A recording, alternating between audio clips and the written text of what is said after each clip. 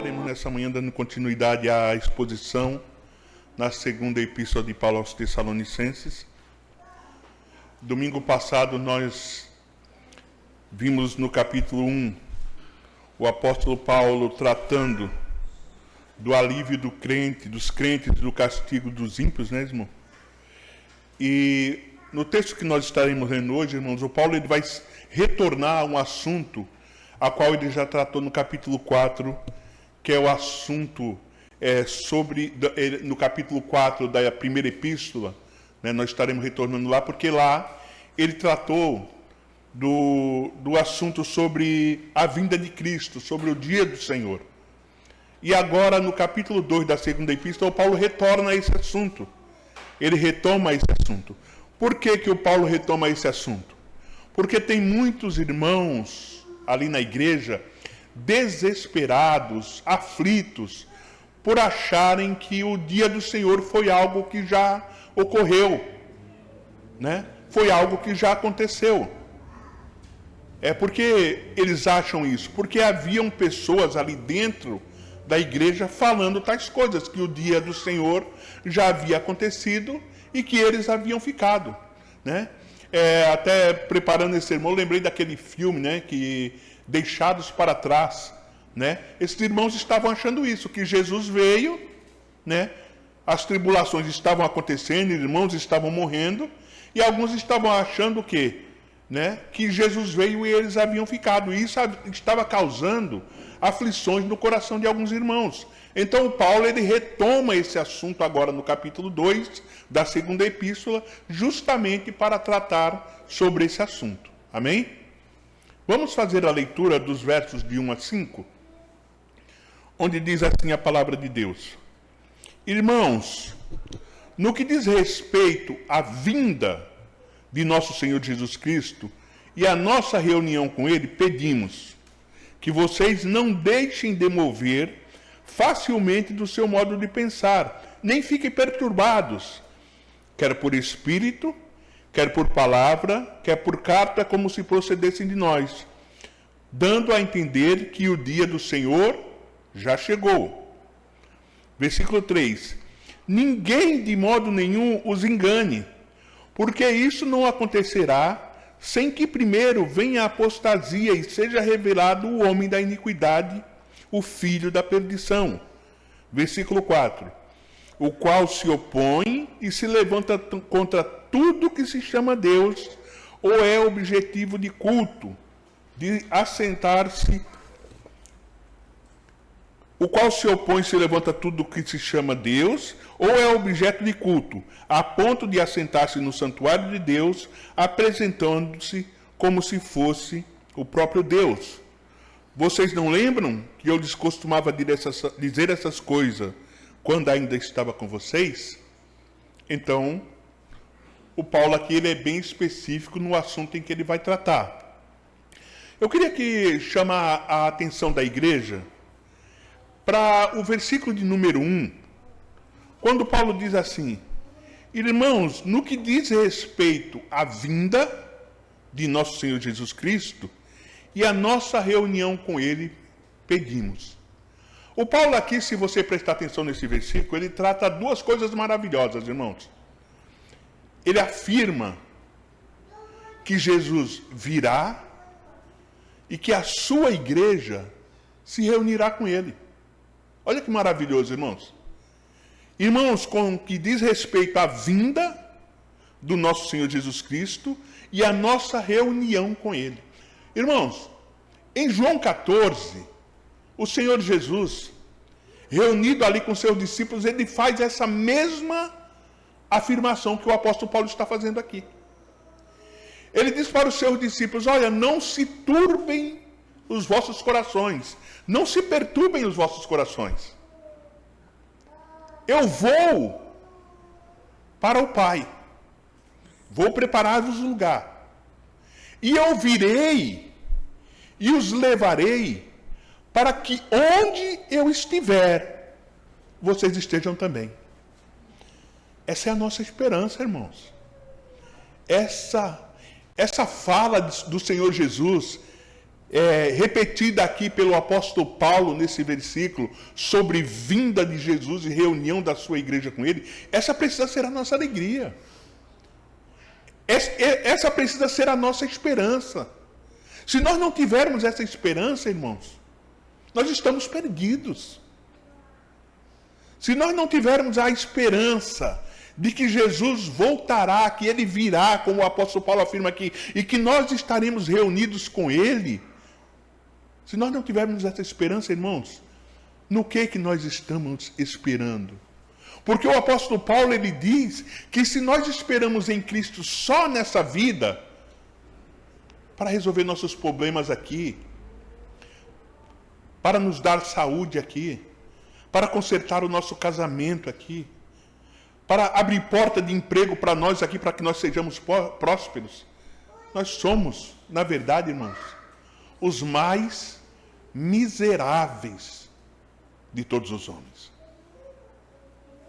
Se a nossa esperança não está posta em que Jesus virá e que nós seremos reunidos a Ele, irmãos, se a nossa esperança não é essa, talvez nós estejamos colocando as nossas expectativas como cristãos em coisas erradas, em coisas passageiras. Talvez nós estejamos colocando a nossa esperança só em coisa que nós vemos. E a palavra do Senhor, ela diz que aquilo que nós vemos, as coisas que se veem, são passageiras. Mas as coisas que não se veem, essas coisas são eternas. Agora, pensemos um pouco em nossos corações. Nós estamos colocando as nossas esperanças em coisas passageiras ou em coisas eternas? Fica uma reflexão para nós. A tua alegria é aquilo que tu vê ou a tua alegria é aquilo que você não vê?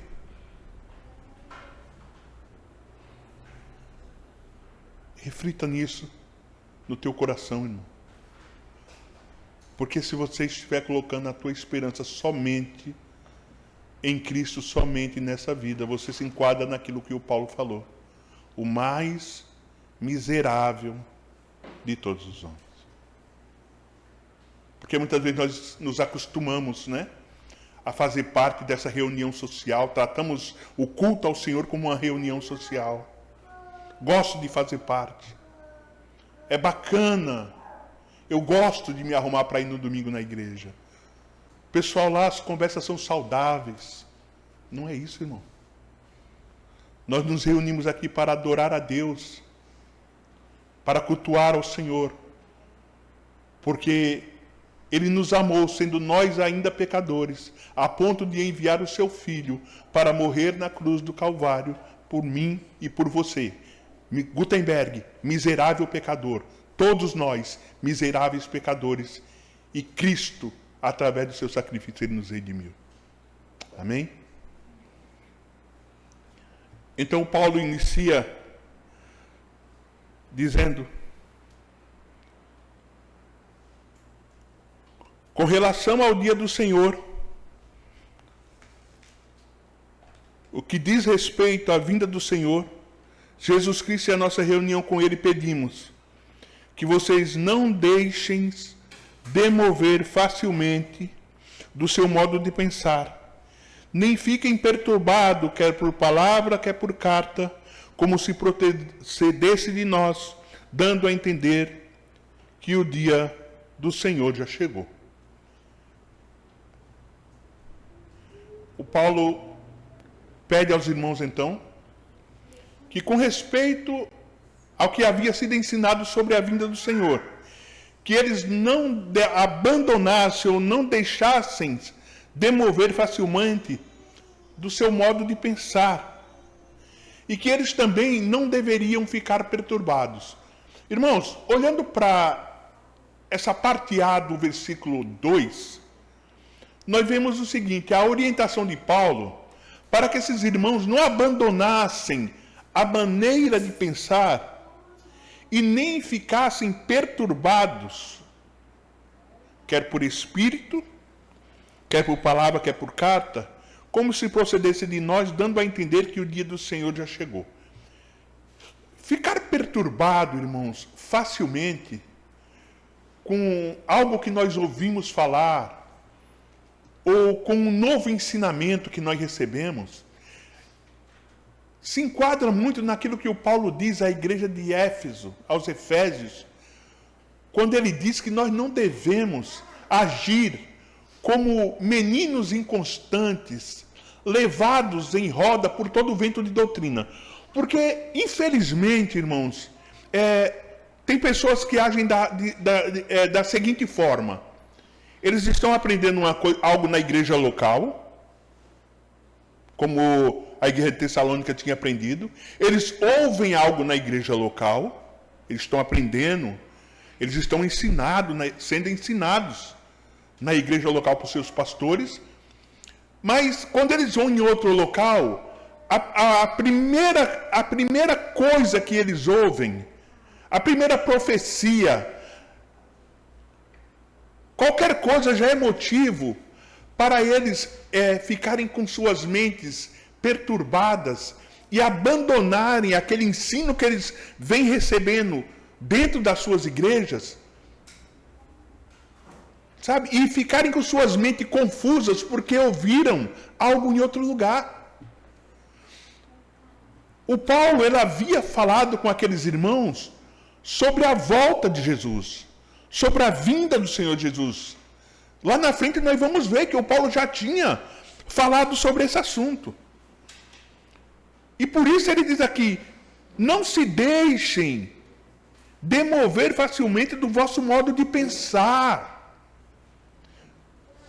Irmãos, nós precisamos ter convicção da doutrina que aprendemos. Nós precisamos ter convicção dos ensinos que recebemos. E por isso Paulo diz, não se deixem demover facilmente, não abandonem facilmente o seu modo de pensar. Irmão, você tem que ser uma pessoa convicta. Nós temos que ser pessoas que têm convicção daquilo em que acreditamos. Não podemos ser pessoas inconstantes, irmãos, que de manhã está pensando uma coisa e à noite já está pensando outra. Que de manhã cremos na eleição e durante a tarde já não cremos mais. Cremos que a decisão parte de nós. De manhã cremos que a salvação é pela fé em Cristo Jesus, e à tarde já cremos que eu tenho que fazer alguma coisa para ser salvo.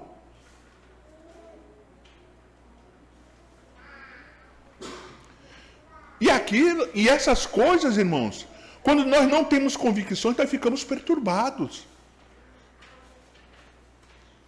A falta de convicção traz perturbação, traz incerteza.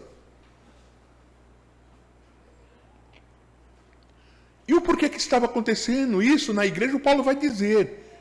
Ele vai dizer, quer por espírito. Haviam pessoas ali, aqueles super espirituais, dizendo que Deus tinha falado com eles que Jesus já tinha vindo. Ou seja, o famoso revelamento, as famosas revelações.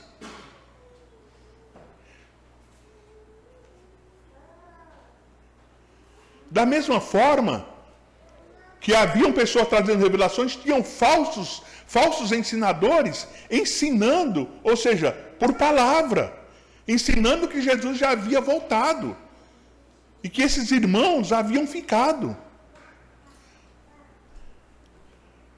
Qual não é um desespero, irmãos, de uma pessoa que ama Cristo, que acredita na obra redentora de Cristo, de repente, por causa de falsos ensinos, de falsas profecias, achar que Jesus veio e ele não subiu junto com Jesus, e ele não foi levado pelo Senhor.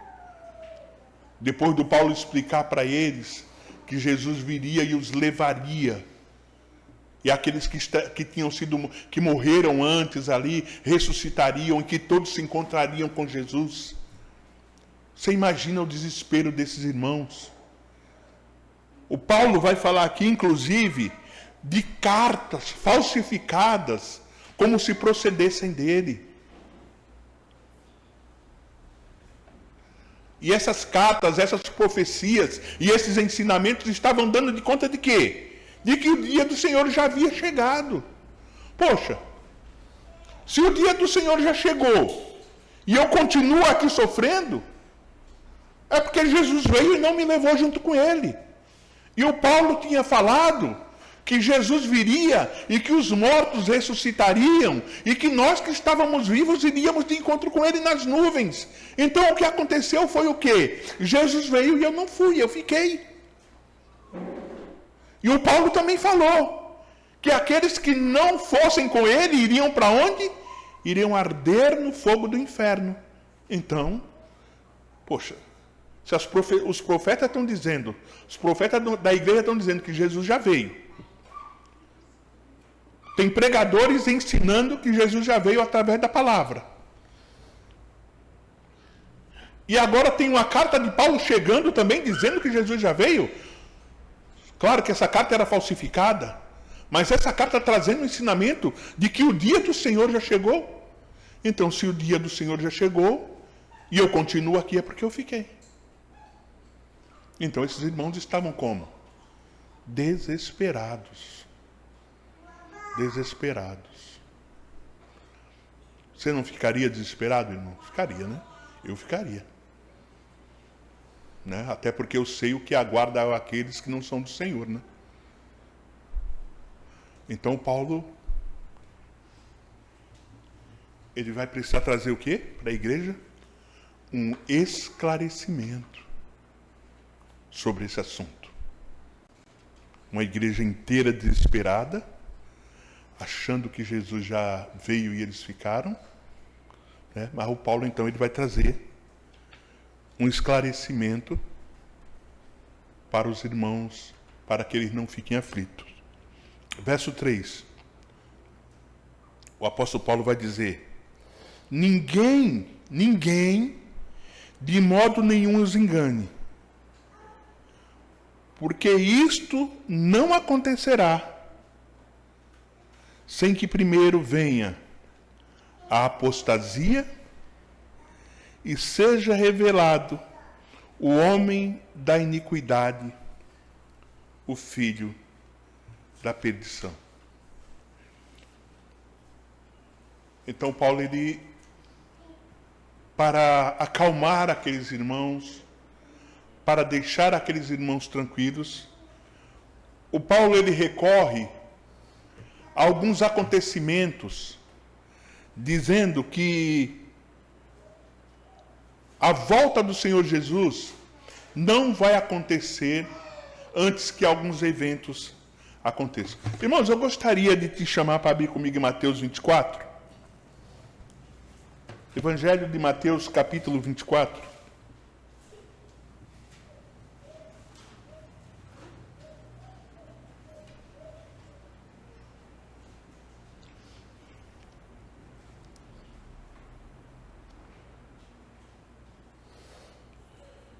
Jesus com seus discípulos, versículo 3, vai dizer assim: Jesus estava sentado no Monte das Oliveiras, quando os discípulos aproximaram dele, e em particular lhe pediram: diga-nos quando essas coisas vão acontecer, e que sinal haverá da sua vinda e do fim dos tempos. É o mesmo contexto, final dos tempos, dia do Senhor, grande dia do Senhor. Então os discípulos de Jesus querem saber os sinais da volta de Jesus, sinais que acontecerão quando estiverem nos finais dos tempos. Jesus respondeu: tenham cuidado, que ninguém vos engane. Será que Paulo está falando a mesma coisa lá?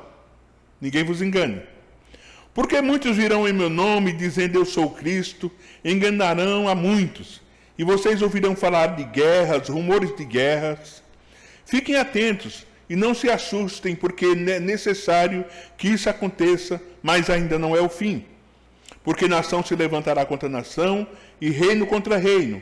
Haverá fomes e terremotos em vários lugares, porém todas essas coisas são o princípio das dores. Vocês serão entregues para serem maltratados, e eles os matarão. Vocês serão odiados por todas as nações por causa do meu nome. Nesse tempo, muitos se escandalizarão, trair e odiar uns aos outros. Muitos falsos profetas se levantarão e enganarão a muitos. E por se multiplicar a iniquidade, o amor de muitos esfriará. Aquele, porém, que ficar firme até o fim, esse será salvo. E será pregado esse evangelho do reino por todo o mundo, para testemunho das nações, e então virá o fim. Irmãos, Jesus ele falou aqui para os seus discípulos várias coisas que acontecerão antes daquele grande dia. O Paulo, falando à igreja de Tessalônica, ele vai destacar 2 pontos, e é esses 2 pontos que nós vamos ver. Qual é o primeiro ponto que o Paulo destaca aqui? O primeiro ponto que o Paulo destaca aqui, versículo de número 3, ninguém de modo nenhum os engane, porque isso não acontecerá sem que primeiro venha a apostasia. O primeiro ponto que o Paulo destaca que acontecerá antes do fim é que acontecerá uma grande apostasia. Tá? Acontecerá uma grande apostasia. Muitas pessoas abandonarão a fé. Muitas pessoas, e eu não estou falando aqui de crentes da igreja invisível, mas eu estou falando aqui de crentes da igreja visível. Tá? Crentes da igreja visível que abandonarão a igreja, abandonarão a fé, apostatarão na fé, abandonarão, procurarão, como a palavra do Senhor diz, mestres segundo as suas próprias concupiscências, conforme sua própria vontade. Em Timóteo, capítulo 4, versos 1 e 2,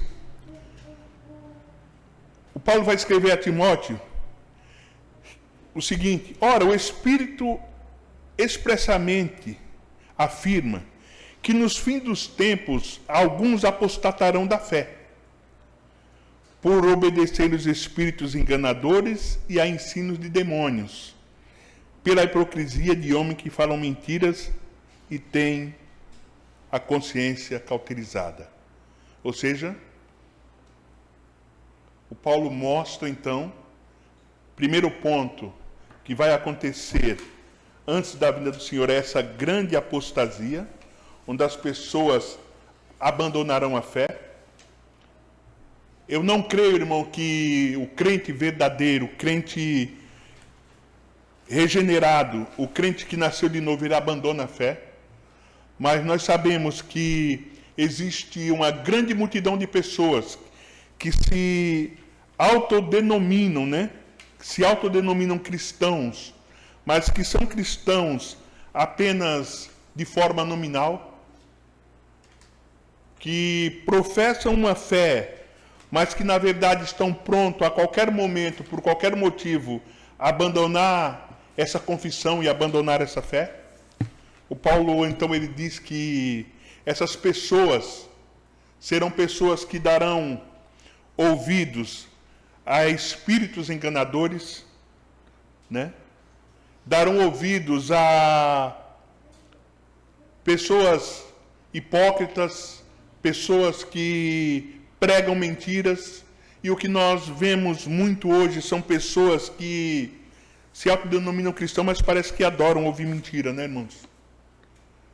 Muitas pessoas se autodenominam cristãos, mas na verdade parece que adoram, gostam de ouvir mentiras, porque as mentiras muitas vezes elas massageiam o nosso ego, elas muitas vezes é uma mentira suave que nós queremos ouvir e não uma dura verdade. nós vemos muitas pessoas que agem dessa forma, procuram lugares adequados para a fé que elas praticam, porque a sua fé é uma fé superficial, é uma fé que na verdade massageia o seu ego, é uma fé que na verdade procura uma igreja que tenha um culto repleto das coisas que elas gostam, e não um culto que verdadeiramente agrada a Deus. Então, o primeiro ponto que o Paulo nos afirma é que haverá uma grande apostasia. Apostatar é abandonar a fé, é negar a fé em Cristo.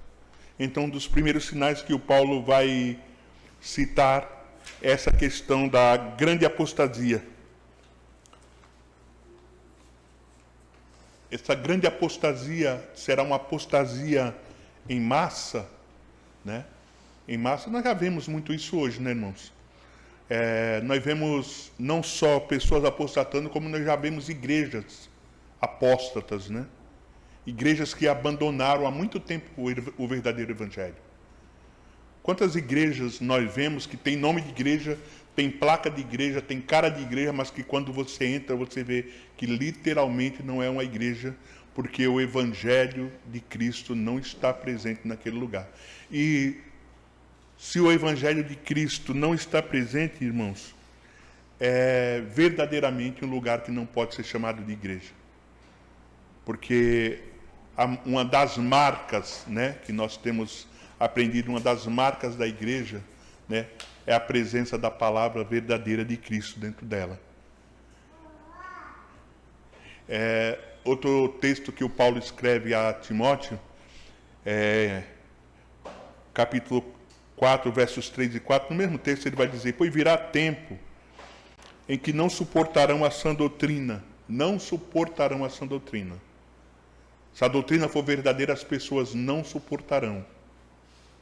Pelo contrário, se rodearão de mestres, segundo as suas próprias cobiças, ou seja, pessoas que falam aquilo que elas querem ouvir, como que sentindo coceiras no ouvido. Eles se recusarão a dar ouvido à verdade e se entregarão a fábulas. Pessoas que procurarão locais onde fala aquilo que elas querem ouvir, que negarão a verdade. A verdade para elas se tornará mentira, e a mentira para essas pessoas se tornará verdade. Esse é o tipo de pessoa que faz parte simplesmente da igreja visível, mas que na verdade nunca fez parte da igreja invisível. Então o que vai acontecer com essas pessoas? Paulo fala para a igreja então de uma grande apostasia, abandono da fé verdadeira. Mas depois dessa apostasia, ele vai dizer o seguinte: seja revelado o homem da iniquidade, o filho da perdição. Esse homem da iniquidade, irmãos, e a apostasia dos últimos tempos estão ligados um ao outro diretamente. Esse homem da iniquidade, filho da perdição, ele vai ser que vai liderar essa rebelião em massa. Mas eu queria falar um pouco de quem é esse homem da perdição, homem da iniquidade, filho da perdição. Esse homem da iniquidade, filho da perdição, irmãos, é aquele que nós podemos chamar de o anticristo. Anticristo, aquele que é contra Cristo. O Paulo vai continuar dizendo, para a gente dar um pouco mais de contexto, o que esse homem da iniquidade, filho da perdição, vai ser? Ele, o qual se opõe e se levanta contra tudo que se chama Deus ou é objeto de culto, a ponto de assentar-se no santuário de Deus, apresentando como se fosse o próprio Deus, tá? Então esse homem da iniquidade aqui, ele tem duas formas de oposição contra Deus. Primeiramente, ele é contra Deus, a oposição dele contra Deus é no sentido de ser contra Deus, mas não apenas isso. Ele é um opositor de Deus também na questão de querer tomar o lugar de Deus. Ele é contra Deus porque ele quer estar no lugar de Deus. Ele quer assumir o lugar que não é dele, o lugar que é de Deus, né? Esse homem da iniquidade é um homem de extrema maldade, de comportamento extremamente perverso e imoral. Ele é o homem da ruína, o homem da destruição, filho da condenação, desonrado moralmente. Ele é tudo isso. Ele é uma pessoa extremamente mal, de um comportamento extremamente perverso e imoral. Ele é um iníquo. Ele é um iníquo, uma pessoa má, perversa e imoral. Ele é o filho da perdição porque ele traz ruína, destruição. Ele é condenado e desonrado moralmente. São os atributos dele. Tá? Mas esse homem, ele tem um objetivo. Ele se opõe e se levanta contra Deus. Ele se opõe, ele se levanta contra Deus, ele quer tomar o lugar de Deus, ele quer ser Deus, a ponto de assentar-se no santuário de Deus, apresentando-se como se fosse o próprio Deus. Quem é esse homem da iniquidade? Quem é esse filho da perdição? Esse homem da iniquidade e filho da perdição, a palavra chama ele, a Bíblia, o João chama ele de anticristo. Ou seja, contra Cristo. Mas quem é o anticristo? Esse homem que é um iníquo, que é o filho da perdição, que é contra Deus, tanto no sentido de ser inimigo, como no sentido de querer tomar o lugar de Deus. Algumas coisas nós podemos entender, irmãos. Esse anticristo, ele não é um sistema como muitas pessoas dizem, né? Muitos dizem que o anticristo é um sistema, o anticristo, ele não é um sistema. Outra coisa que o anticristo não é uma nação. Ele não é uma ideologia e também não é uma tecnologia. Nós vemos muitas pessoas que carregam esse tipo de pensamento. O anticristo é a tecnologia, o anticristo é uma nação, o anticristo é um sistema. Não. O anticristo, ele é uma pessoa, ele vai ser um homem empoderado por Satanás.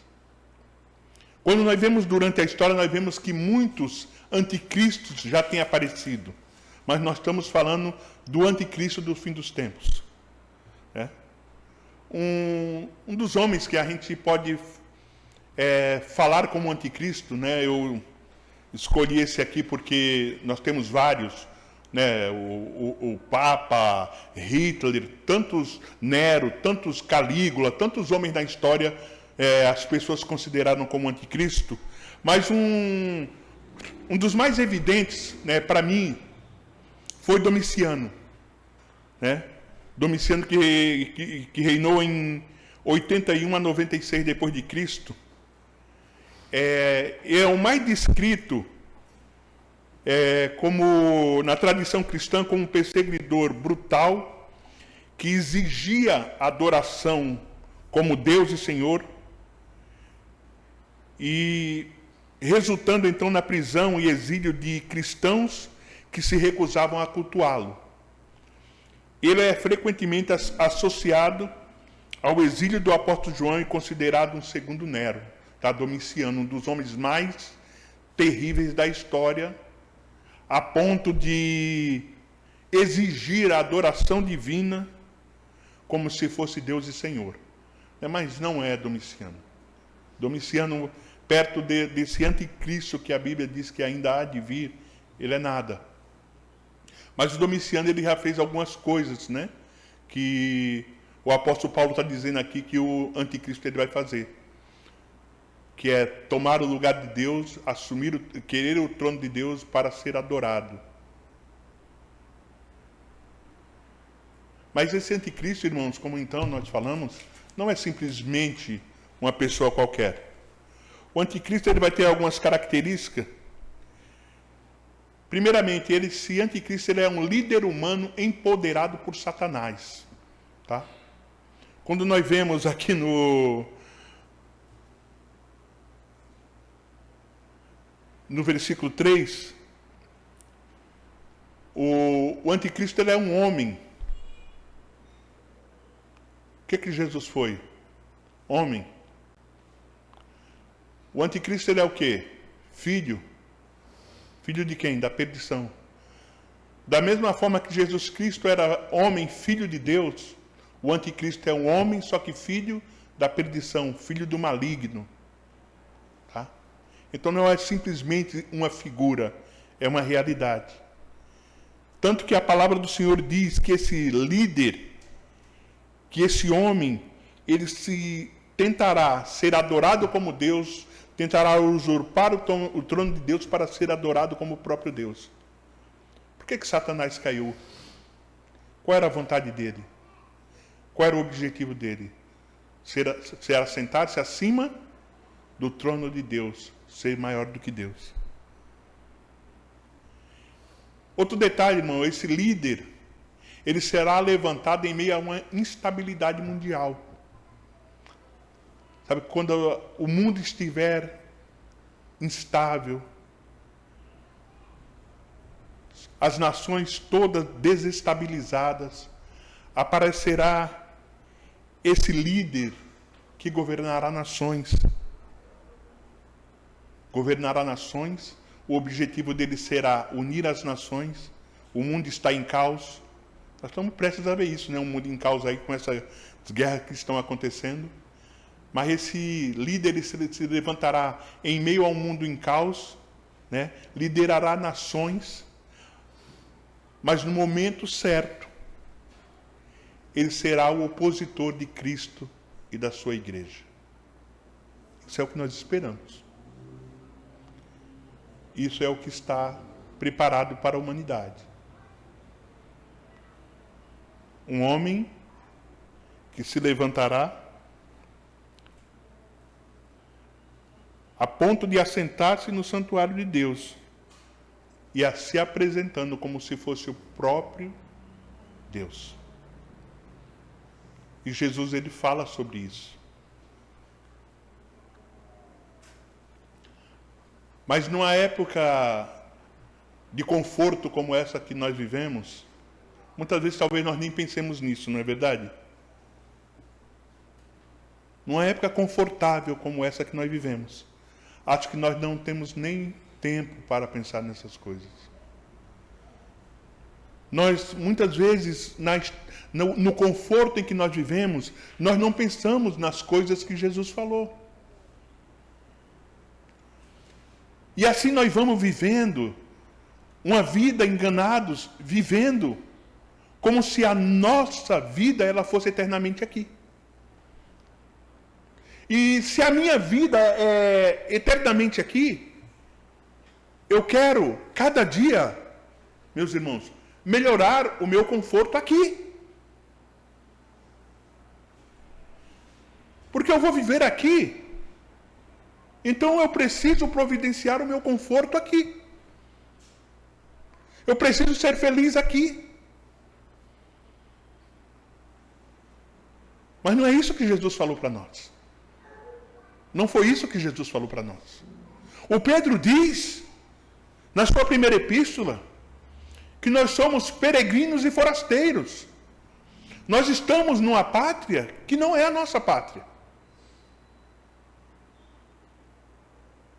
Aqueles irmãos estavam aflitos, pensando que eles haviam ficado.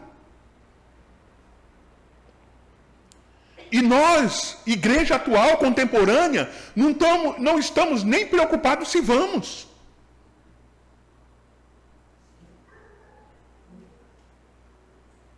A igreja contemporânea, eu repito, ela não está nem preocupada se ela vai.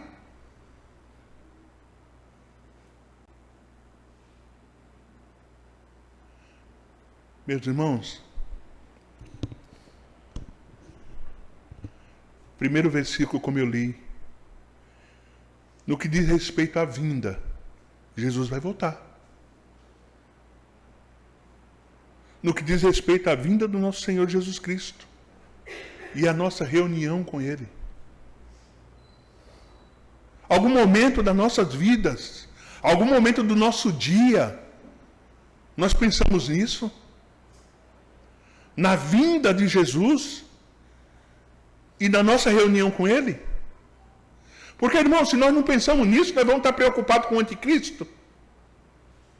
Nós vamos estar preocupados com o fim dos tempos. Se nós nem pensamos na vinda de Jesus e na nossa reunião com Ele, nós vamos estar preocupados com o anticristo.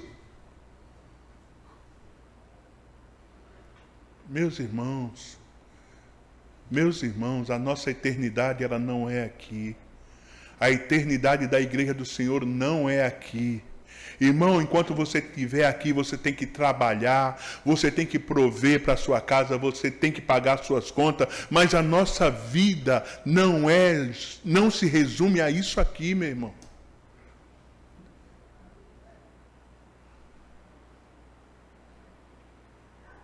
A nossa vida não se resume a isso aqui. E sabe por quê que vai haver essa grande apostasia? Sabe por quê que vai haver essa grande apostasia? Porque ninguém pensa na vida futura, irmãos. E na hora que a coisa apertar, todo mundo vai debandar. Todo mundo vai debandar, a maioria vai debandar, vai haver uma grande apostasia justamente por isso. Porque nós não pensamos na vida futura. Nós estamos acostumados com conforto. Nós estamos acostumados com tudo de bom.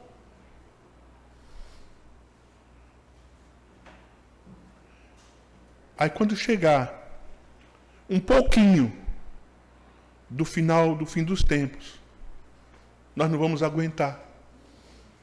Porque nós não temos essa convicção que Jesus virá e que nós iremos nos reunir com Ele.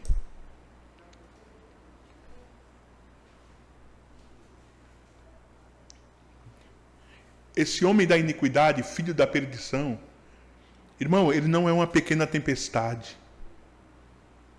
Porque tem irmão que quando está desempregado já fica blasfemando, eu estou na prova.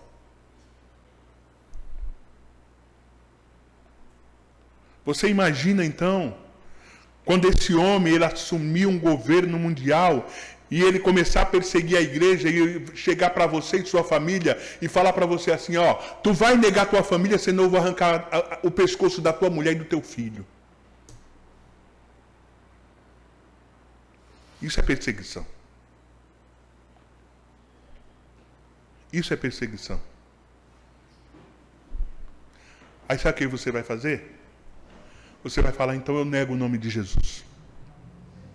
Aí tu vai ficar com a cabeça nos teus ombros, tua cabeça sobre os ombros, tua família vai ficar bem, só que vai todo mundo para o inferno. Porque aquele que nega o meu nome, ele irá para o inferno. Não é o que Jesus fala? Que todo aquele que negar ele, diante dos homens, ele o negará diante do Pai? Então, irmão, meu conselho para a igreja, saia do seu conforto. Pense na vida eterna. Sirva a Deus com alegria no teu coração. Trabalhe. Pague suas contas. Coma, beba. Mas não tire o teu coração daquilo que é o mais importante de tudo. Porque não adianta nada, irmãos, nós ganharmos o mundo inteiro e perdemos a nossa alma. Talvez nós estamos granjeando o mundo para nós, não é verdade? Estamos granjeando o mundo para nós. Mas estamos perdendo a nossa alma. Granjeamos o mundo, juntamos o mundo para nós.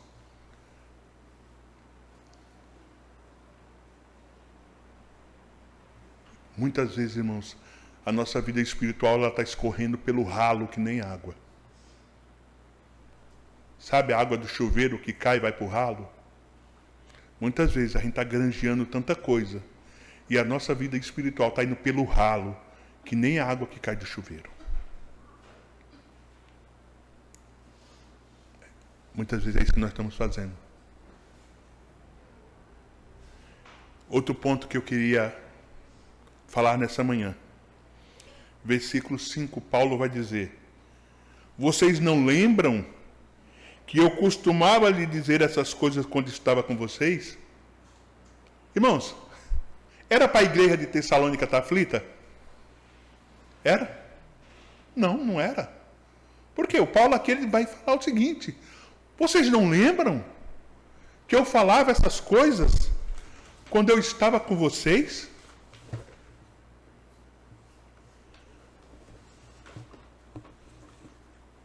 Paulo falava dessas coisas, irmãos. Ele falava essas coisas para os irmãos. Ele ensinou essas coisas para a igreja. E ele relembra no versículo 5, vocês não lembram que eu falava essas coisas quando eu estava com vocês, que isso ia acontecer, que ia ter apostasia, que ia vir o filho da perdição, né, o homem da iniquidade? Vocês não lembram? Eu falava isso para vocês. Sabe o que é isso aqui, irmãos? É que muitas vezes nós estamos no culto,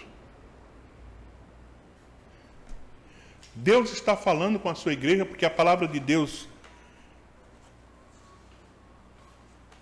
é a voz de Deus. E parece que nós não damos atenção. Sabia disso? Por isso nós sofremos. Porque muitas das vezes Deus está falando com a igreja, nós estamos talvez pensando no que eu vou fazer de almoço quando eu chegar em casa.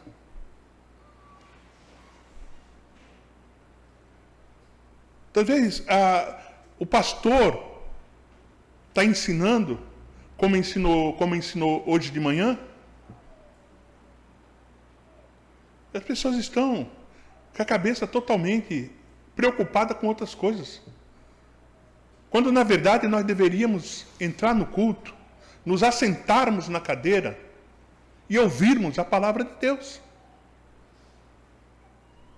E prestarmos atenção e fazer o que o salmista falou: Senhor, guardei a tua palavra no meu coração para não pecar contra ti.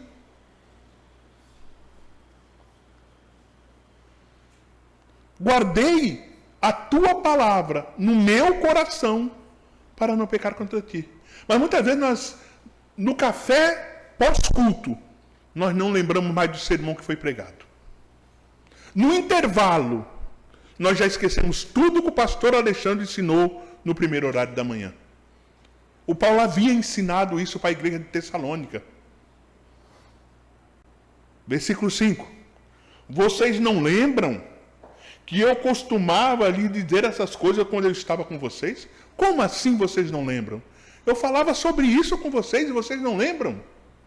E está todo mundo aflito, todo mundo apavorado, achando que o Senhor já veio e vocês ficaram. Eu falava sobre isso com vocês. Olha, antes dele voltar, vai ter uma grande apostasia. Antes dele voltar, vai aparecer o homem da iniquidade, o filho da perdição, que vai causar sofrimento, perseguição à igreja. Vocês não lembram que eu falava isso?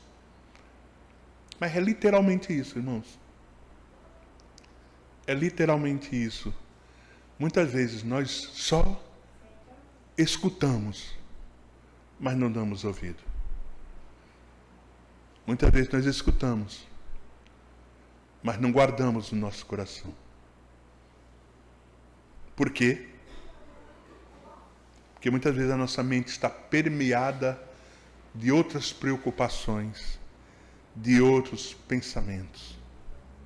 Aí nós chegamos aqui, temos o ensino, primeiramente, 1 hora de ensino, depois um culto de 1h30, com louvores, leitura de salmos, tudo. E nós não guardamos nada daquilo que nós ouvimos. Será que alguém amanhã vai pegar esse texto a qual eu estou pregando, vai pegar a sua Bíblia e vai voltar ao texto? Poxa, vou ler de novo aquilo que o pastor leu. Vou ler de novo aquilo que o pastor pregou. Vou lembrar do que foi falado. Vou pedir que o Espírito de Deus fale comigo através desse texto. Porque se nós fizermos isso, irmãos, com certeza, nós vamos nos lembrar. Aqueles irmãos, eles não tinham a palavra escrita, mas o Paulo havia falado com eles sobre determinados assuntos. E eles haviam esquecido. E isso estava trazendo sofrimento, estava trazendo angústia. Por quê? Porque amanhã, irmãos, tudo que eu e o pastor Alexandre temos falado aqui, nós não somos eternos. Talvez amanhã apareça alguém aqui, como Paulo falou aqui, trazendo novas profecias para a igreja, trazendo palavras contrárias àquilo que nós pregamos hoje.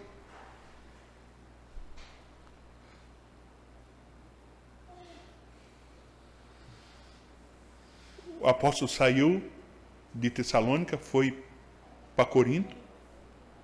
E depois que ele saiu de lá, o que aconteceu? Começaram a chegar os profetas, os falsos pregadores, pessoas tão anticristãs a ponto de falsificar carta dizendo que tinha vindo do Paulo. Não. Você acha que amanhã não pode acontecer isso? De nesse púlpito aqui, ter pessoas que não preguem o verdadeiro evangelho para vocês? Será que vocês vão esquecer do que nós temos pregado nos primeiros anos de igreja? Porque a tendência, irmãos, é que nós morramos e a igreja continue.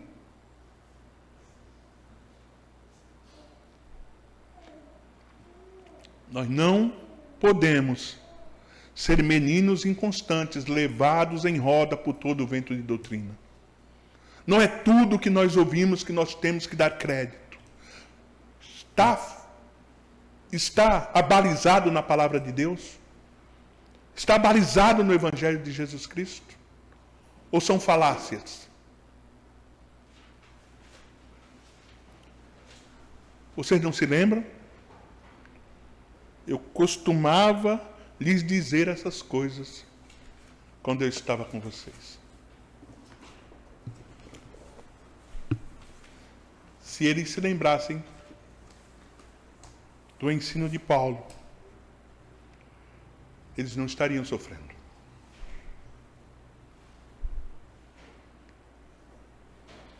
Que nós possamos, irmãos, num culto como esse de hoje,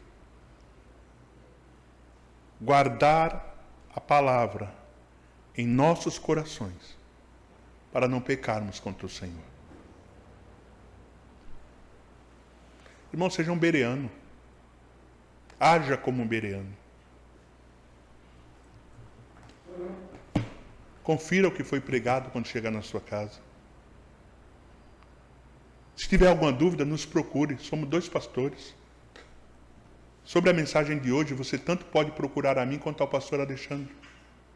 Não tem problema. Não é porque eu estou pregando que você não pode procurar ele. Tem alguma dúvida? Nos procure. Nos procure, nós somos pastores. O Senhor nos colocou para isso, justamente para alimentar as ovelhas. Se você tem uma dúvida na palavra, nos procure. Mas guarde a palavra, irmão, para que você não venha incorrer no erro da igreja de Tessalônica. Haviam recebido o ensino, mas haviam engavetado o ensino. Quando apareceram os falsos pregadores, as falsas profecias, os irmãos ficaram como? Jesus veio e nós ficamos. Amém, meus irmãos?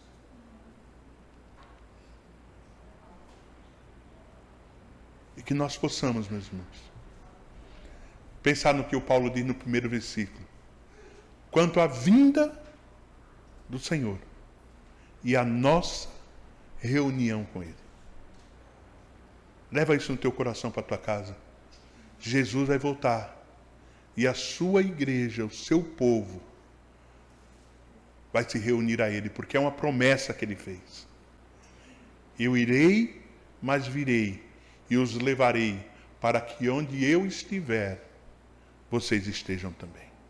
Amém? Vamos ao Senhor em oração nessa manhã. Se coloque de pé em nome de Jesus.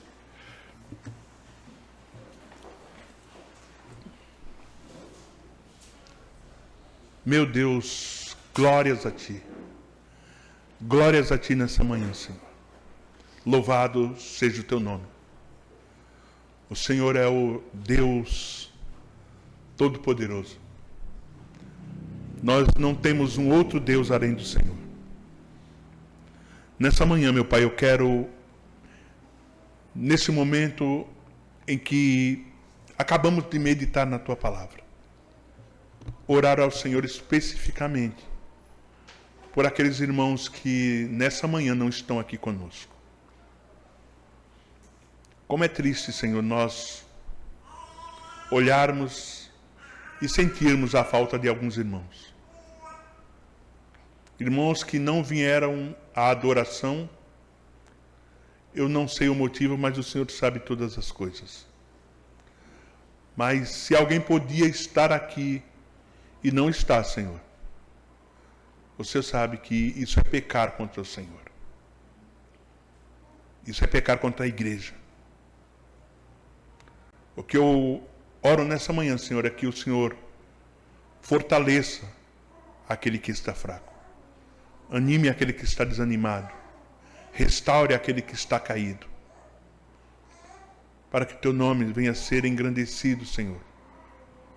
Nós oramos em nome do Teu Filho Jesus, porque sabemos que o Senhor conhece a nossa estrutura e sabe que somos pó. E muitas vezes falhamos e erramos contra o Senhor. Mas a minha oração ao Senhor nessa manhã é que sejamos todos, independente de qual seja, alcançados sempre pelo Teu perdão e pela Tua misericórdia.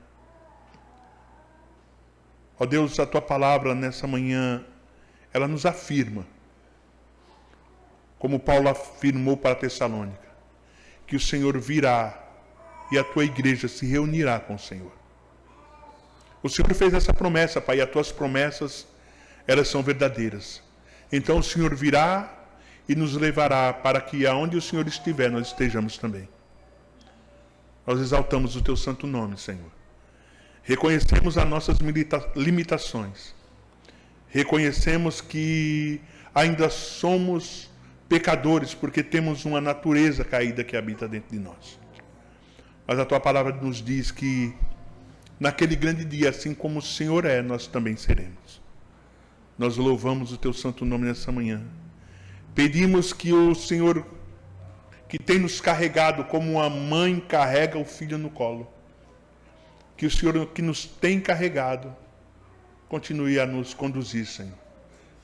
Continue nos guiando através do Teu Santo Espírito, nos fortalecendo, porque sem o Senhor nós não chegaremos a lugar algum. Mas com o Senhor não há nada que possa barrar a Tua igreja, nem mesmo as portas do inferno.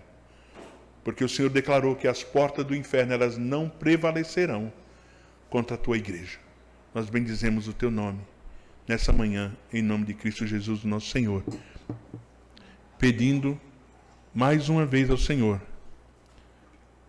que a Tua palavra tenha encontrado um coração aberto para recebê-la, um coração preparado para que Tua palavra venha germinar, crescer e dar frutos para a glória do teu nome.